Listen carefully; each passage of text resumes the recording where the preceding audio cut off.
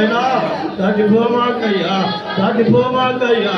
నజరేయుడైన యేసు దావీదు కుమారుడా, యోధా గోత్రపు సింహమా, దాటిపోమాకయ్యా, దాటిపోమాకయ్యా. ఇది ఆలయం, ఇది గవి, ఇది కోనేరు, ఇది మందస్సు, ఇది మందిరం ప్రభువా. ఈ మందిరంలో సాతానికి అధికారం నాయన.